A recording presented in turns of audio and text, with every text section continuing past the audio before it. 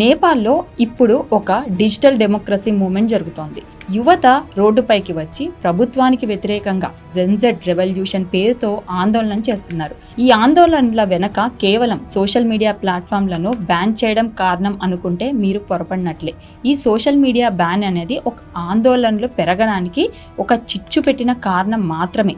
అది పెట్టిన కారు చిచ్చు దావానంలా వ్యాపించి నేడు నేపాల్ అంతటినీ దహించి వేస్తుంది. అసలు ఈ నిరసనల వెనక ఉన్న స్టోరీ కనుక ఒకసారి మనం గమనిస్తే, భారత్ సరిహద్దులను పంచుకునే దేశాలలో నేపాల్ ఒక చిన్న హిమాలయ దేశం. 2008 ముందు వరకు ఆ దేశాన్ని రాజులు పాలించేవారు. కానీ 2008లో రాజ్యాన్ని రద్దు చేసి నేపాల్ ఒక రిపబ్లిక్ దేశంగా మారింది. ఇక అప్పటి నుంచి దాదాపు 17 ఏళ్ల కాల వ్యవధిలో 13 కంటే ఎక్కువే ప్రధానమంత్రులు ఇక్కడ మారారు. అంటే దీని అర్థం ఆ దేశంలో రాజకీయ అస్థిరత ఎప్పటి నుంచో ఉంది. ఇది కాస్త ఆందోళన కలిగించే విషయమే.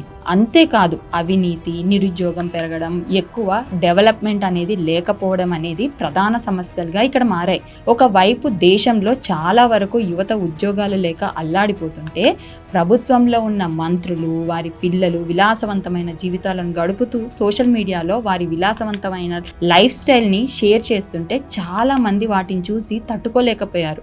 దేశంలో పొలిటికల్ నెపోటిజం అనేది పెరిగిపోయింది. కేవలం ప్రజాప్రతినిధుల కుటుంబాలు మాత్రమే అన్ని సౌకర్యాలను పొందుతున్నారని, సామాన్య ప్రజలకు బ్రతుకే కష్టతరంగా మారిందని సోషల్ మీడియాలో దీని గురించి పెద్ద ఎత్తున చర్చ మొదలైంది.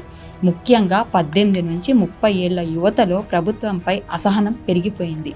ఇలా పెరిగిపోయిన అసహనం సోషల్ మీడియా ప్లాట్ఫామ్లలో చర్చకు దారితీయడంతో నేపాల్ ప్రభుత్వం సెప్టెంబర్ 4న ఫేస్బుక్, ఇన్స్టాగ్రామ్, యూట్యూబ్ లాంటి మొత్తం 26 సోషల్ మీడియా ప్లాట్ఫామ్లను బ్యాన్ చేసేసింది. ఇందులో ఆశ్చర్యం కలిగించిన విషయం ఏంటంటే, ఈ బ్యాన్ లిస్ట్లో టిక్ టాక్ లేదు. అసలు ఈ మీడియా ప్లాట్ఫామ్లను బ్యాన్ చేయడానికి ప్రభుత్వం చెబుతున్న కారణాలు, ఈ కంపెనీలు నేపాల్లో ఆఫీస్ ఓపెన్ చేయడం లేదు, ట్యాక్స్ చెల్లించడం లేదు, కనీస చట్టాలను పాటించడం లేదు అని ప్రభుత్వం ఆరోపిస్తుంది. కానీ టిక్టాక్ను బ్యాన్ చేయకపోవడానికి వెనుక రాజకీయ సంబంధాలున్నాయనే అనుమానం కూడా ప్రజల్లో మొదలైంది. బ్యాన్ చేయకుండా వదిలేసిన ఈ టిక్టాక్తోనే నిరసనలు ఒకరికొకరు మరింత కమ్యూనికేట్ అయ్యేలా చేశాయి.